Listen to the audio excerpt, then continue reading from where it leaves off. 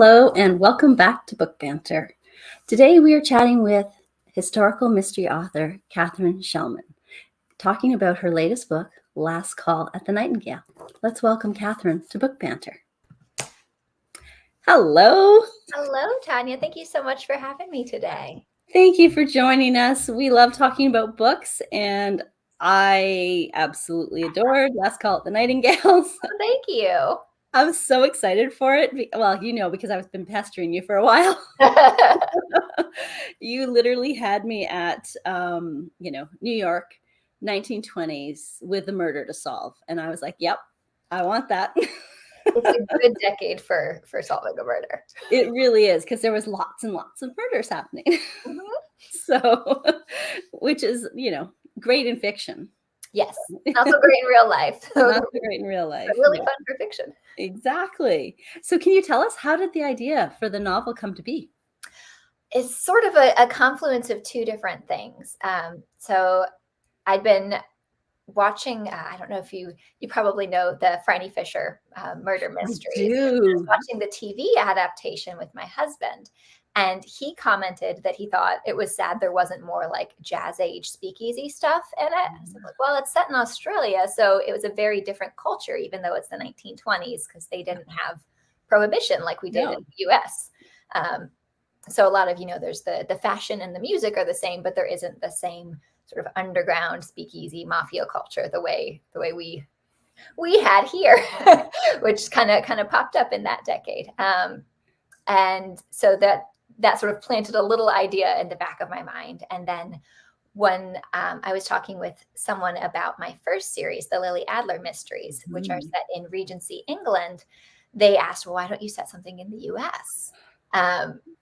So when I started thinking about, okay, if I'm setting a historical mystery series in the US, when is it going to be?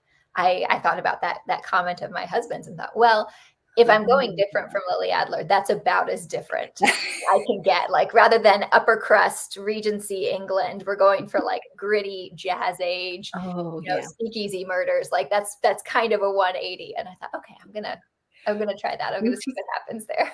Perfect. It's a nice juxtapose, because it's like palate cleansing almost, that you right. Like it's even they have completely different vibes. Yes. With the Lily Adler books, they're more of a cozy mystery. So you get the historical setting and you get the murder and everything, but there's kind of a veneer of politeness to it. That's a really good way to put it. There's sort of some things aren't going to happen, and you get the upper class characters. So there's they're discussing murder, but they're having tea while they're doing it. Behind the hand. Which is part of the fun of it, that you get that contrast between like the very highbrow rules and etiquette, and then you also get like, okay, we're solving a murder. How's that going to work out?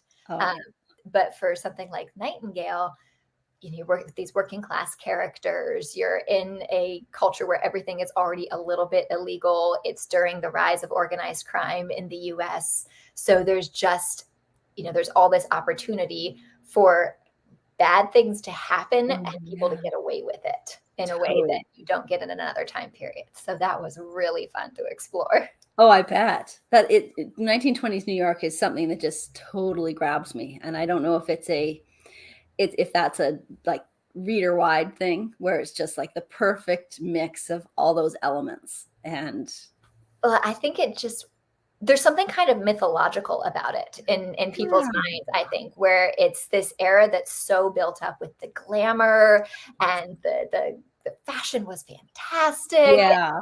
It's the turn of the century. So it's the interwar period, and there's all these big social changes happening.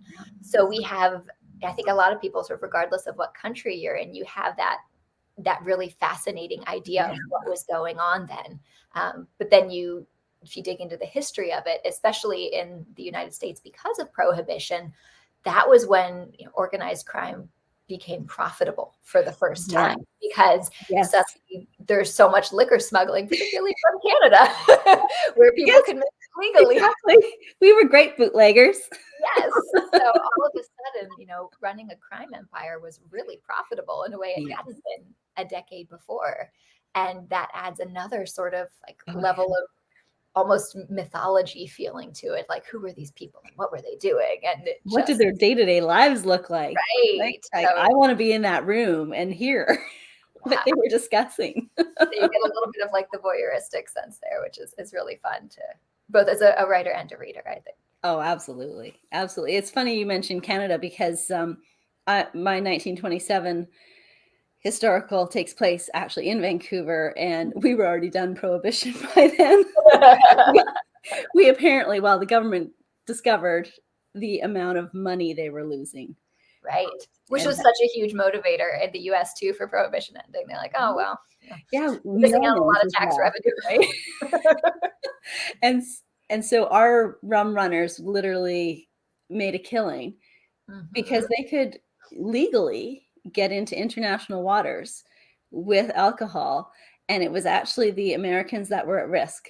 Right. Because they would get the product, but they had to get home to the US. They had to bring it in somehow. They had to find a port where they could get it in and pay someone off and sneak it up. Exactly. It's a whole, there were just these basically like empires that grew up around doing that.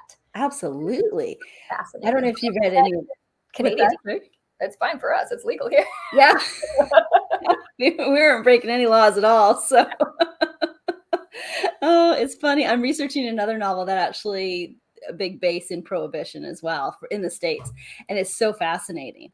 So it's such an era of, I love it when we're so human to the core that, you take something away from us. We may not have wanted it before, but now we want it. Now we want it. Exactly. I love that. The human spirit. I read a fantastic statistic while I was researching that was essentially it was so much easier to get a drink during Prohibition because since it was illegal, there were no constraints on where and when it was sold. Like there were constraints, but if you're selling it illegally, you're not worried about like, oh, is it a Sunday or not? Yeah, whereas once Prohibition ended, suddenly, there were specific places you could buy it at specific times of day, specific days of the week, not on certain holidays. So all of a sudden there were days and times when you couldn't get a drink. Whereas during Prohibition, it was illegal, but there were no rules at the same time. And the quality control was missing as well. Oh yeah. Bathtub gin has a reason it's called bathtub gin, not just because it's made there. It was a total gamble depending on where you were buying it. If you were buying like high quality stuff, it was probably okay. But if you were buying from your corner speakeasy, it might be liquor or it might be car fuel. Like you just didn't know. And if it doesn't work in the tank, you can maybe consider drinking it. That's kind of what it boils down to. Yeah. It's a dangerous era too in that regard. And the Jazz Age setting is just of the Nightingale so well done. It's it's so, you did such a great job. Honestly, you jump into the book with both feet and you are there at the Nightingale and you don't want to put it down because you don't want to leave. It doesn't matter that it's, 9 o'clock in the morning and you're sipping tea, you don't want to leave. So I'm curious what your research looked like to get into such depth of bringing the reader into that kind of establishment. I tend to do really big picture research first because my books tend to be very character forward. I think that tends to be how I think of them. But who your characters are and how they interact with the world is so informed by the rules of that world. What's legal, what's maybe illegal but socially acceptable or socially unacceptable. What's your place in the economic pecking order of things. So I like to do big picture research to establish that groundwork, to establish that frame that my characters are operating in. And so I did a lot of reading about here's this idea I have about what's going on during the Jazz Age, about Prohibition, but so much of it is informed by, I read The Great Gatsby in high school, like that sort of thing. But that gives you one very, very, narrow slice of what's going on for a very specific class of people. And once you go past that, once you go out of that, there's so much more going on. And, depending on if you're working with different immigrant groups or different economic classes or, men versus women, like there are completely different things happening socially and legally and economically. So really getting the big picture sense of all of that is where I started. And I also had to read some really fun books about like the rise of organized crime and famous murders in the time. Oh, wow. Yes. Stuff like that, which was just like, it was so fun to do research for this book, but I do not want to think about what like my internet search history looked like during that time. Yeah. So before I start writing, I do all that big picture stuff, and then because that gives me my framework for, okay, here's what can happen, and here's where my characters would be positioned and how they would react to those. Okay. And then once I'm writing, I tend to do a lot of the nitty gritty research, like, oh, they need to get from point A to point B. What were the streetcars and subways in New York like at that time? Like, oh, they're having breakfast. What kind of cereal did people eat in the 1920s? Was there cereal in the 1920s? Right? Grocery store shelves, that sort of thing. So I find that, even if the big picture research tends to be wrapped up more before I start writing, there's always, like, up until the very last draft, there's some little detail I'm looking up and trying to get just right. My husband actually commented when he was reading, he said, I love picking out specific lines that are like half of a sentence. Here's this throwaway thing, but I know you spent 4 hours trying to find that little bit of information. Isn't that true? It's so true. With the double whammy of it being historical, its accuracy is key. I don't know if you saw my reel yesterday, but I have 3 books outlined, and I'm working on the 3rd outline.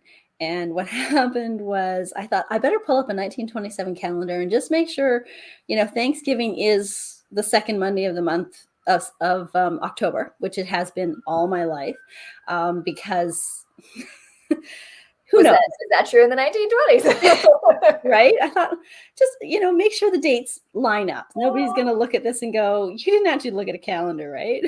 Right. And lo and behold, most people won't notice, but someone will. Somebody and you'll know if it's not right. Exactly. And this would have been a big, I have centered this story around Thanksgiving.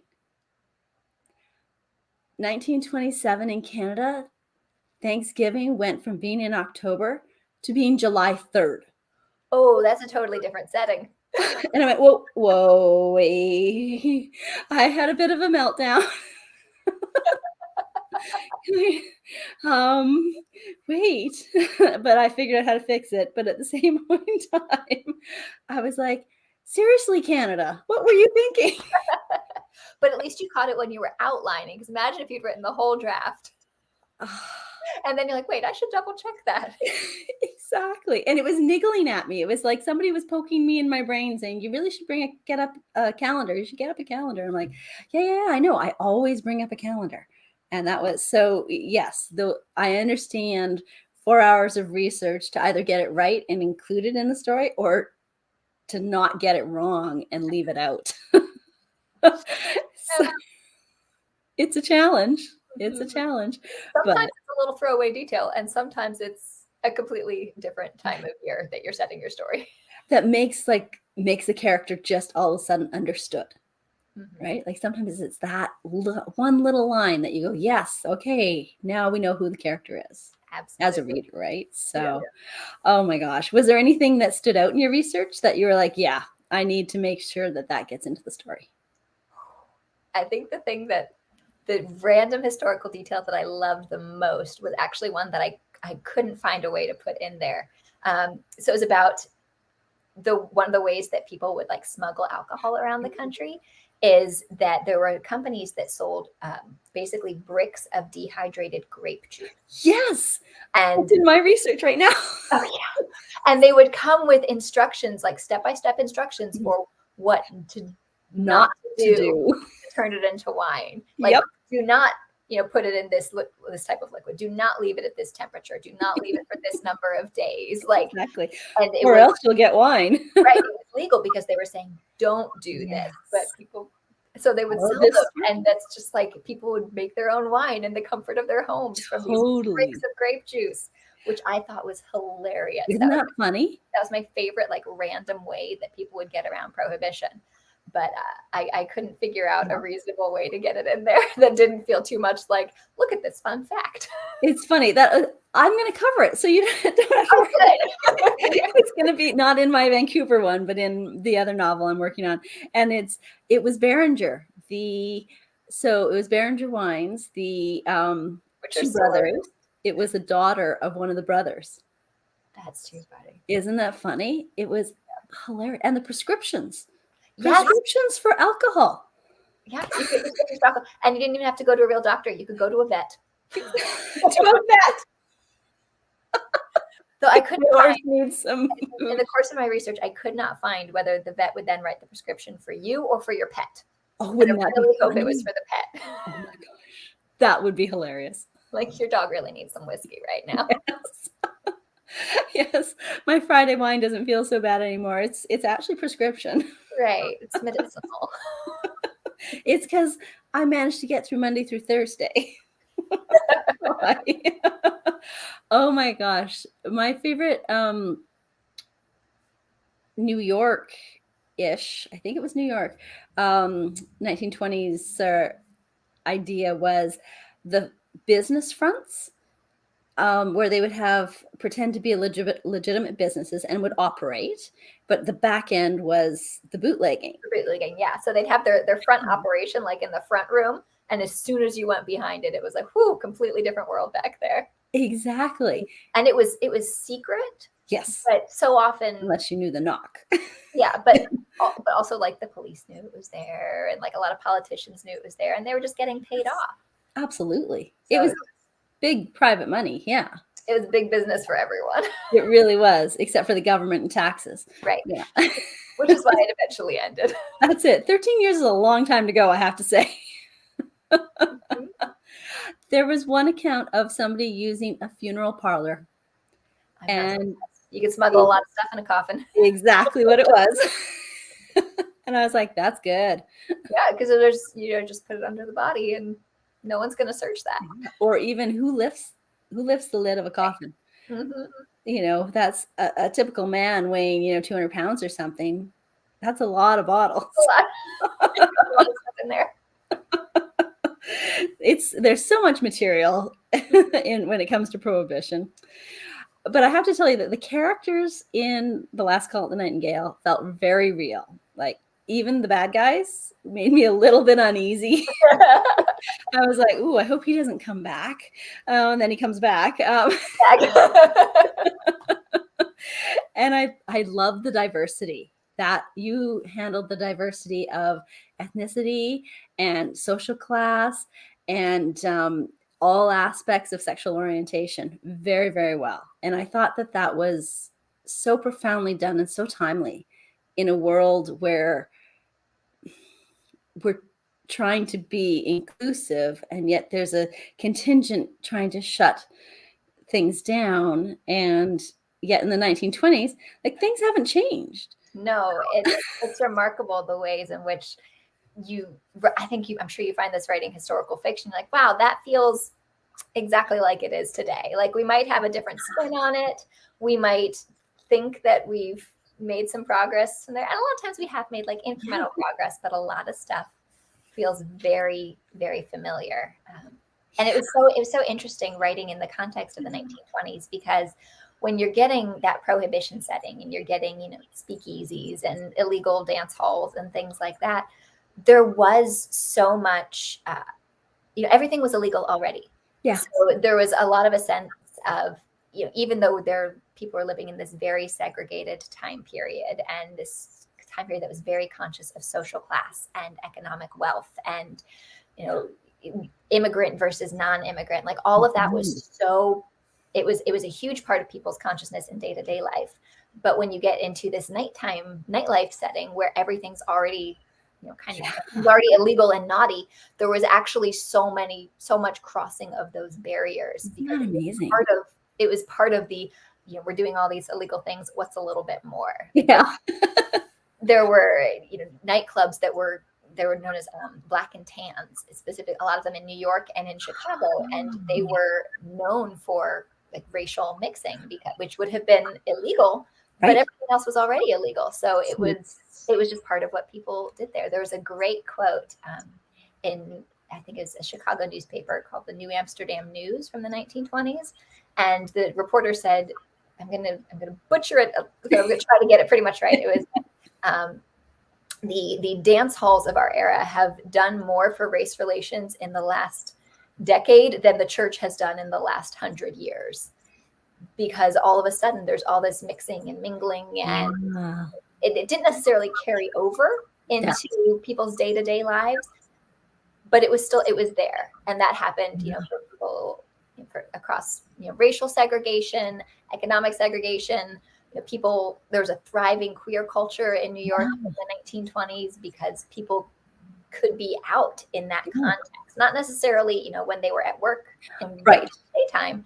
But if you're going out to a dance hall where everyone had to keep their mouths closed anyway because they could all get arrested for being there, then nobody's going to tell on you. Exactly. So it allowed for very interesting social dynamics in the context of setting everything in a speakeasy, which was really, really very fun to write, and it gives you a lot to play with. I bet. And if you had to choose, I know this is like asking you to choose your favorite child. They all felt like they really belonged. They all belonged at the Nightingale. But if you had to choose one favorite character, who would it be and why? Oh, I know I waffle between my favorites of this one. So I mean, Vivian, the main character, is probably my overall favorite, just because she's a bit of a mess. So I think she's so relatable. like, yeah, I would make that bad decision too. But in terms of the character who's the most fun to write, I would probably say Danny, who's the bartender. I felt like from the very beginning, like I started writing him, and he was on the page fully formed. Like I knew exactly who he was and how he talked and everything. Okay. So it was great. The character that I personally identify with the most, honestly, is probably Florence, who's like the stick in the mud older sister. Really? I'm a homebody and I don't want to do illegal things. Like that's me. Isn't that funny? So she's the one who I probably self-identify with the most, which is ironic given, the actual plot of the book. Yeah, that's not who I thought you were going to say at all. Like I definitely have the all right, well, I'm the sister who's got to take care of everything sort of personality. So which made it very fun to write Vivian, because it was, what are all the bad decisions that I would want to make, but probably would not. It's a different way to look at it, though. Actually, that's a good alter ego for your other character. That's actually pretty clever. Like if I were the fun sister, what would I do? I would do it. I would do all of these things, but I'm not the fun sister, so I can't do those things. Interesting. Remind me of what the Nightingale's owner's name was. Honor. Yes, I loved her character. She was very fun to write, and it was interesting writing her because I knew she was going to be there from the very beginning, but she was definitely one of those characters that I had to discover a bit as I was writing. She was such an enigma, like even to me. Yes, that's why I like her. That's exactly why I like her. I'm like, I'd like to know more about her. Well, there's definitely more of her in the second book. So there is. Okay. Excellent news. So have you always written mysteries? In terms of books that I was willing to show other people, yes. Well, a few of the others. When I was doing my novels that live on my hard drive and no one will ever see ever, there's definitely different genres there, but the writing historical mysteries was the genre that really, really clicked for me. And I'd love to explore another one. My agent and I have been tossing around the idea of branching out into fantasy a little bit more, or more straight historical fiction rather than historical mysteries. But that'll probably take me a little while to get a draft there that I really feel good about someone else seeing, because it will be such a departure. But I think it'll be fun to explore something a little different. But in terms of things that I had written, I think 2.5 books that were, I'd finish something like, okay, good. I'm glad I'm done with that because I never want to see it again. And then my first book that became The Body in the Garden, which was the first Lily Adler mystery. It was an absolute mess when I got to the end of the first draft of that, but I wanted to keep working on it. I did not want to never see it again. So that's a good indicator. Yeah, I thought like, okay, this might be going somewhere. Yeah. So that was the genre I ended up in, because that was the genre I felt like I really had something interesting to write there, whereas I wasn't necessarily ready to write in another genre, I think, at that point. That makes sense. Part of it's about comfort, but also some genres do take more of yourself and lay you bare. And so you have to be willing to do that, right? And there's some that, there's some things that people wouldn't write because it's too close to home. Or you have to be in the right headspace for it. You're like, okay, I'm ready to put this out there. Yeah, for sure. With 2 young children, it would be very difficult to write something deeply troubling.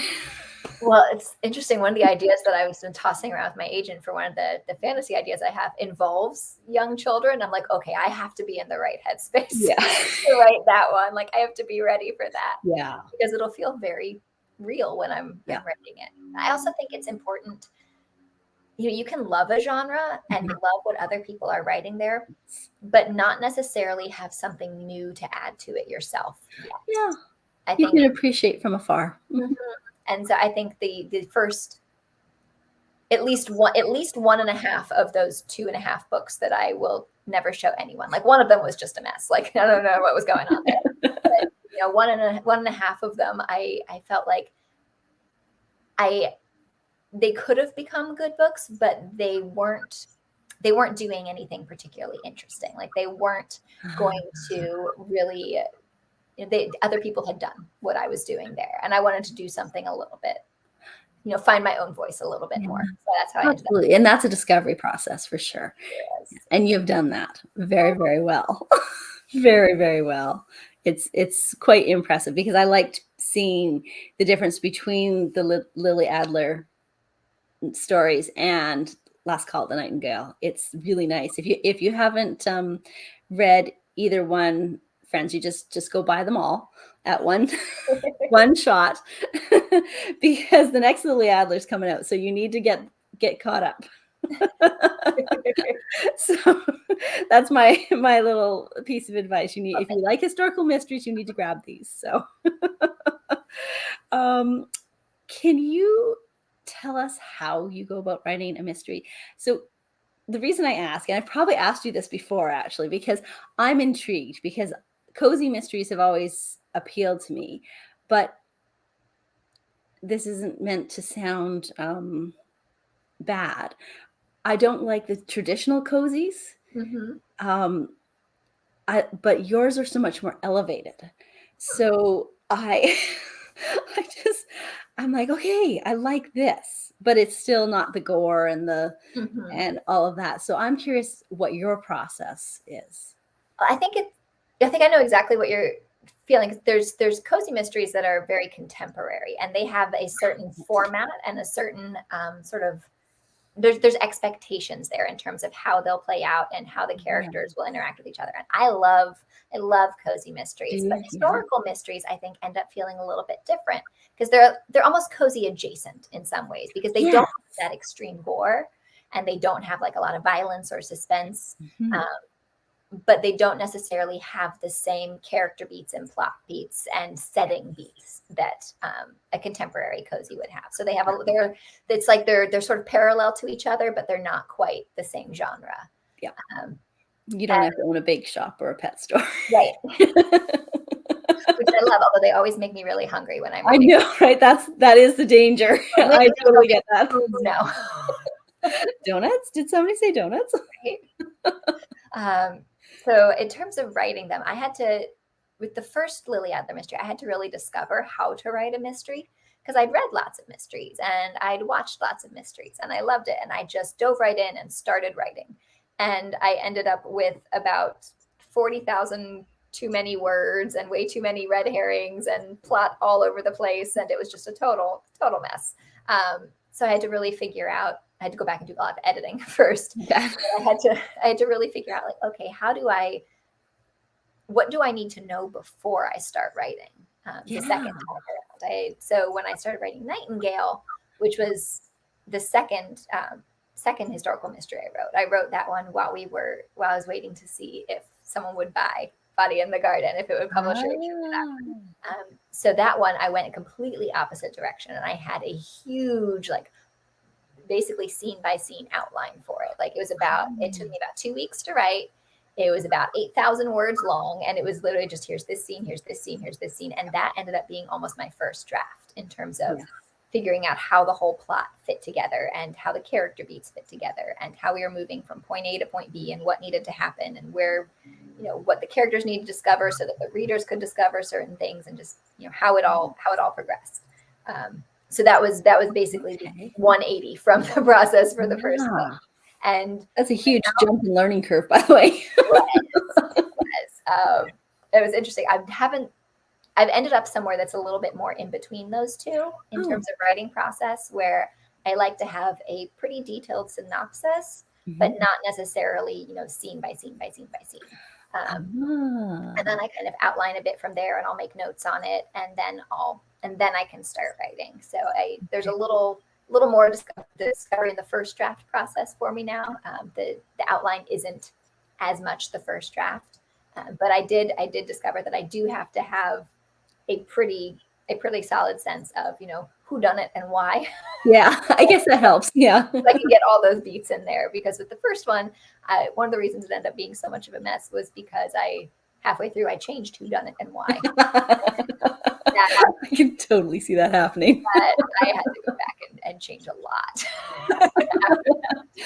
It's like that little, cookie trail. Right. That if you don't fix one thing. In this type of, like, historical mystery or cozy historical, the reader expects a certain ability to follow along and solve it with the sleuth. Like, you can pick up on those breadcrumbs. You can, the puzzle pieces are fitting together, and you're trying to figure it out before the characters do. And yes, always. I always am. Isn't that what we're supposed to do? I think so. Which is why it was so amazing how you wrote Last Call at the Nightingale. I hope there were a few fun twists in there. There was a lot of twists. That what is not that person? But yeah, it definitely, for me at least, it helps. I save a lot of time on the back end if I've done a little more planning on the front end. I agree. I'm a complete plotter, so I totally understand that process. And that's why I was curious about how you get to, like, to put red herrings in and things like that. But a reader can only discover what's going on through the character's eyes. So that is this layer that's outside of us to try and create. So it's really good. I think I love reading mysteries just because they're so fun. Like, I like that discovery process. So I hope that engages your brain too. Yeah. You have to think it through. And once you see it, you can't unsee it. Right. And there's some where you're reading, you're a quarter of the way through, and you're like, I've got it. I see how these pieces are fitting together. I might not know all the details, but I think I've got it. And then there's some where you're reading it and you're like, on the last page, you're like, oh. Those are the ones I love. But then that makes it fun to really go back and be like, oh. Yes, but that's what you do, right? You do go back. I totally do that. I won't reread a book, but I go back and go, hey, that's how that happened. Like, wait, did that happen in that scene? And you go back and like, oh yeah, it did. How did I not notice it? Yeah, that's totally it. It's, and your red herrings were so good that usually I can figure out where a story's going, and I couldn't figure out at Last Call in the Nightingale until the last few chapters.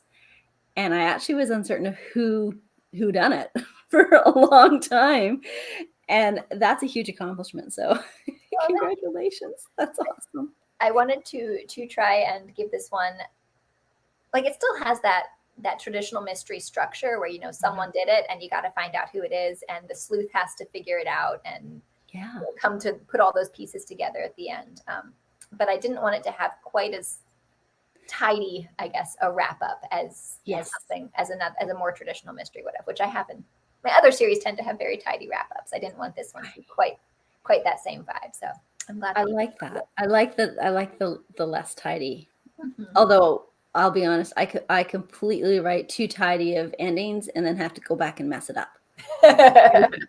Every time. My son, I actually call him and I go, okay, I need to fix this. It's too tidy. And I know it's too tidy. And he's like, well, just pull out one of the threads. I'm like, oh, right. So Yeah. this one bit doesn't get wrapped up the way you like it, but everything else can stay. Like, okay, yeah, okay, thank you, goodbye. That was the like I got it. Now I know what I'm supposed to do. Like it's just you get so delve into the process. So to get that final result and have it end the way Last Call at the Nightingale did was fantastic. It's so good. So good. I loved it. Okay, so I think you may have already said this, but I'm gonna ask. Amazon seems to indicate that Last Call at the Nightingale is the first in a series. Yes, it is. The second one will be coming out next summer, which was interesting because when I was writing it, I was drafting it when we were, like I said, I was waiting to hear news about whether someone was going to publish my first book. And so I was writing it thinking of it as a standalone. Like I wasn't thinking of it as a series. But then once it was written and done and I handed it to my agent to look at, she said, I think we could pitch this as a series. Would you feel comfortable with that? Like you see more things for these characters. I said, if someone wants to buy more than one book, like that's I'm not going to say no. But then I had to be like, okay, what would they do next? How can I put them in another mystery without it feeling too weird, without feeling too improbable? Which, given the time period, there's a lot going on to play with, but I had to decide exactly how I wanted that to fit together. So yes, I finished writing the draft for the second one this spring, and it'll be coming out. I don't have a pub date yet, but next summer. So it'll be wow. book. And then Congratulations. a few more after that. We'll see. That's exciting. That's really exciting. I am glad to see it because it does read like a standalone, but to have, it's kind of like Jacqueline Winspear. Like hers all tie together, but you can read one. And they feel very complete in themselves. Yes, exactly. And to be honest, I've never read one. I've always only listened to her audiobooks. It's a road trip thing for us. Oh, that's fun. I've never listened to any of her audiobooks. Oh, good. I exactly how they would be just really good road trips. Same kind of idea. So I could see that for Last Call at the Nightingale, that kind of a series where people can pick it up wherever. So that's always a good thing. It's always a good thing. I can't wait now. Now I'd like to let's go with the clock here. I'll make sure you get one. I can't wait. More excited about that. Okay, so I have to tell everybody that for those that don't know Katharine, she has been incredibly busy these past 3 years. We first met at the Historical Novel Society conference in Maryland 3 years ago. It's amazing. I can't believe it was that long ago now. I can't believe it has been either because we've skipped one of the conferences because of COVID. So but in that time, you've released 3 novels. You've got a 4th coming out next month. And you've done this all while growing your family from 2 to 4. I am absolutely in awe of all that you do. And I have to ask you, because you look really well rested to me. I have a very good skincare routine. There's got to be something, right? Because I can't imagine you sleep. Not as much as I would like to, no. Isn't that true? Yeah. It's so what does a day in the life of a busy author, mom, wife look like for you? I wish I were at that phase of life where I could say, like, I have a consistent routine. This is what like my writing day looks like. And this is when I do my writing work versus my day job, how it all fits together. But it's, like you said, I have 2 young kids right now. I have daycare some of the week, but not other days of the week. And so it's just a very, it's a things happen when they happen sort of process right now. Now that I'm working with more deadlines, my writing tends to happen more during my daytime work hours, and then my day job has become my night job, and it gets slotted in where it can now more. I'm lucky that both the jobs I do are very flexible. So I can do them both from home, and it sort of doesn't matter what time of day I'm doing them, which definitely helps a lot. I'm not like working in an office or anything like that. That does help. Yeah. You It know, doesn't help with that you're still constrained by 24 hours, but right. Yeah, I would like a few more.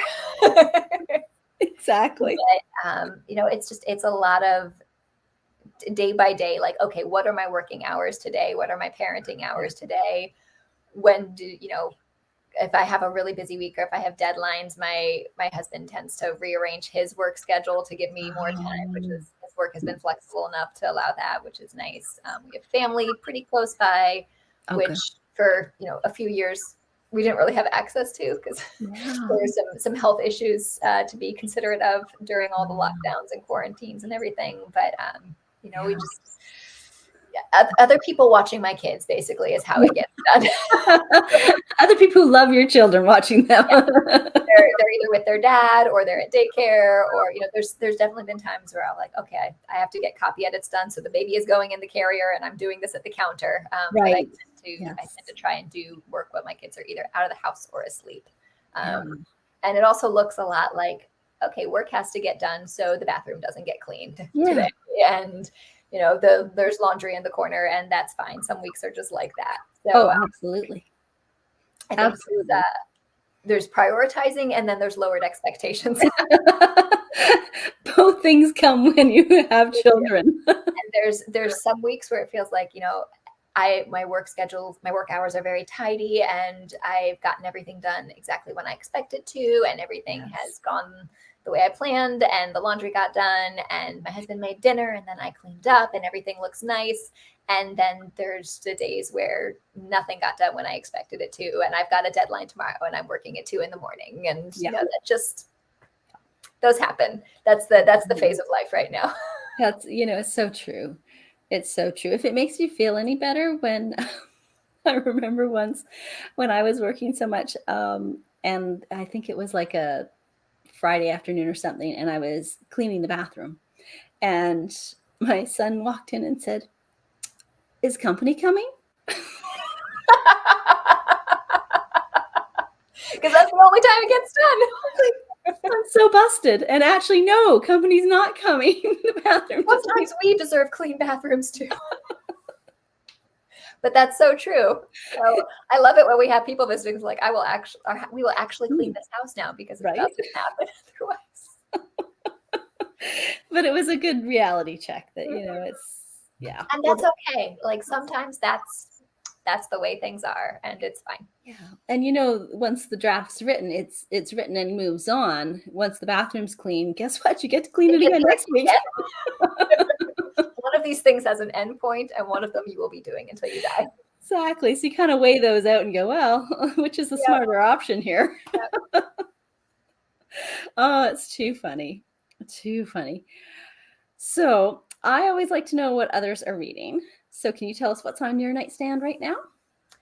I am reading, well, I always have several books going at the same time, but the one that I'm like coming back to the most frequently right now is Portrait of a Thief by Grace D. Lee, which came out this summer. It might have been end of spring, but like in the last couple months.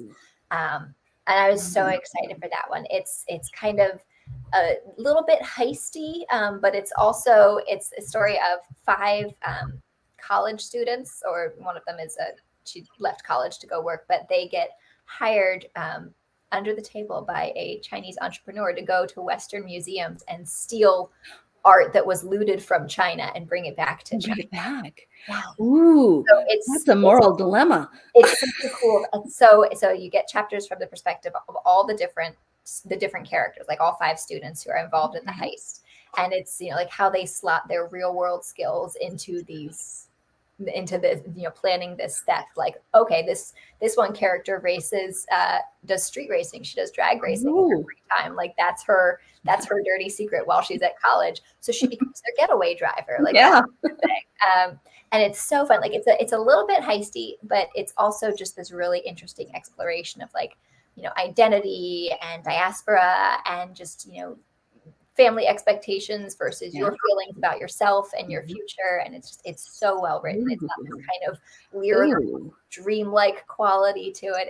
I definitely recommend it. It's fantastic. Portrait of a Thief. Yes. Okay, I wrote it down because I'm like, okay, that I finally got smart and started bringing a pen to these interviews because I'm like, I always get book recommendations and I can never remember what they were, and I have to go back and watch them, this live stream to figure it out. So, thank you. That's a great recommendation. It's excellent.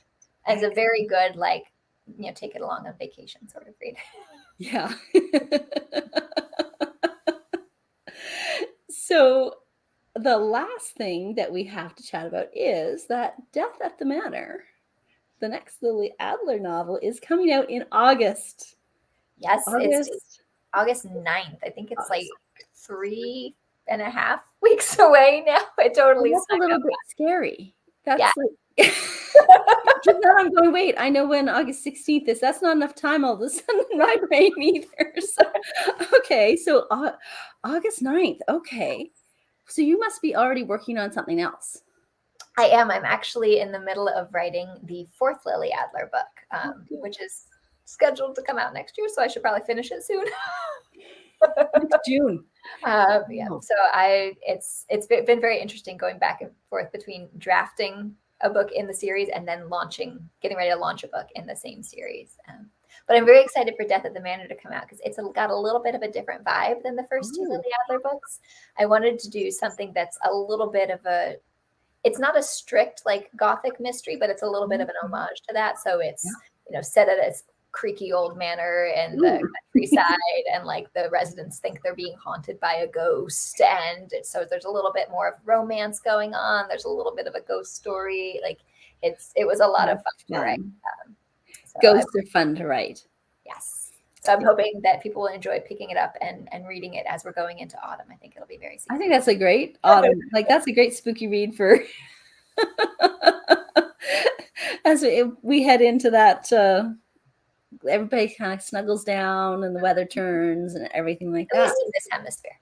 Yeah, exactly. Oh, that's awesome. So we've got next Lily Adler coming out in June. And when did you say the next? Next Lily Adler is coming out in August. And after that, next year, the next Nightingale book will come out. But I don't know what date. You don't have the date for that. I don't have a date. I'm slotting in my reads in advance. The plan is June. But I mean, publishing calendars are so subject to change for so many reasons. Oh, absolutely. Paper shortages and apparently all the people disappeared, so there's nobody working on anything anymore. I'm not quite sure where they all went, but the printing, not even the publishing world, the printing world is such a mess right now. I'm a little baffled by it because I'm like, where did everybody go? Like, don't we still have to work? Well, and even just like, companies can't get paper in the same schedule as they used to. So it's nuts out there right now. It's so a little bit. We'll see if everything stays on the schedule that I'm currently expecting. We'll find out.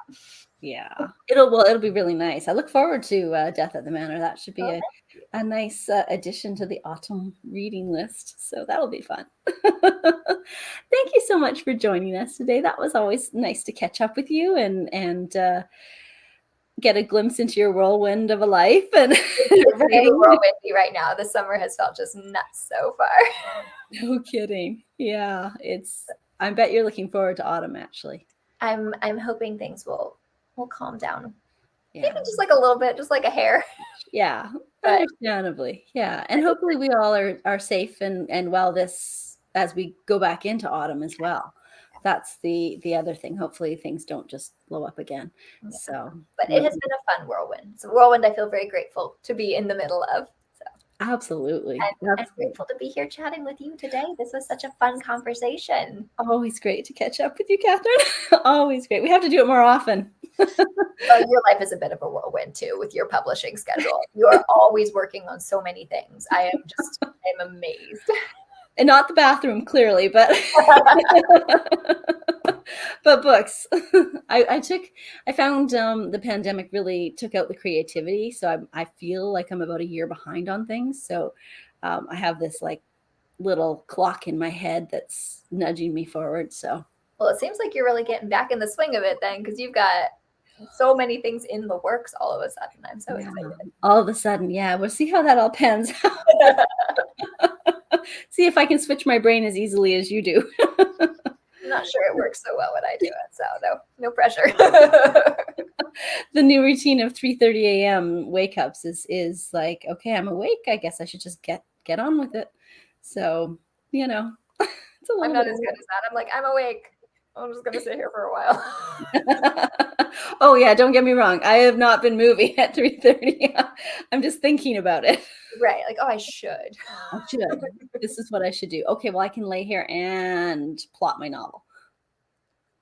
It's productive use of time. It is. Well, I hope you enjoy the rest of your summer. Have a wonderful time and a good release in August. We'll be watching. I'll post some things about Death at the Manor, and Thank you. and it's going to be great. I'm looking forward to reading it. It's going to be fantastic. Thank you so much, Tanya. It was wonderful to talk with you today. You as well.